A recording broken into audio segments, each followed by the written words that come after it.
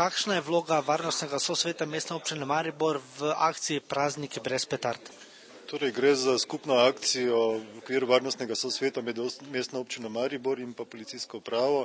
Torej, predvsem na to, da apeliramo predvsem na te najmlajše uporabnike pirotehničnih sredstev, da so prazniki lahko brez petard prav tako lepi, in pa predvsem to, da so petarde lahko precej nevarne. Nenazadnje so moteče tako za ljudi, da o poškodbah ne govorim, in pa tudi na živali ne smemo pozabiti.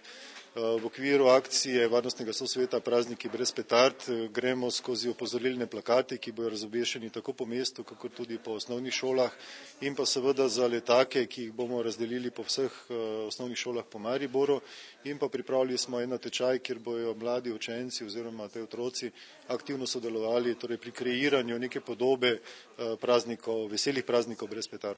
Tako da kljub prepovedi se ta prodaja na črnem trgu še vedno vrši.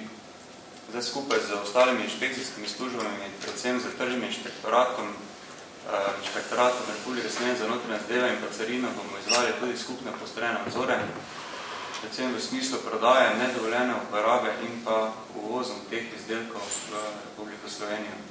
V uporabi je novi zakon o uporabi pirotehničnih sredstev, pa me zanima, kdaj, kje in s kakšnimi sredstvi je pokanje sploh dovoljeno? V bistvu za novo zakonodajo je klasična uporaba pirotehničnih izdelkov, katerih glavni učinek je pok, se pravi, govorimo o tako imenovanih petardah, je v bistvu prepovedana. Prepovedana je tako uporaba, posest in uporaba teh izdelkov. Dovoljena je samo uporaba tistih pirotehničnih izdelkov, katerih glavnih učinek je pok, ki spada v kategorijo 1.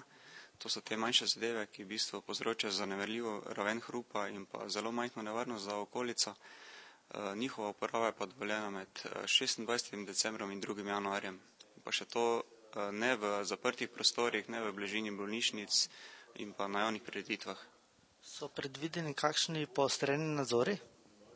Seveda, takšen nadzor smo že opravili skupaj z inšpekcijskimi službami. Še imamo v planu večji poostren nadzor opraviti v Mariboru, pa seveda ob rednem delu bomo tudi delali. Tudi na območju Lenta, ki je v zadnjih letih veljal da bi tam najpogosteje preprodajali takšna sredstva? Tudi na območju Lenta. In kaj ste ugotovili? V bistvu smo zasegli že nekaj teh pirotehničnih izdelkov, tako da nažalost se še prodaja vedno vrši, predvsem ta nelegalna, tako da mi pa se trudimo po najboljših močeh. Kakšne so predpisane kazni?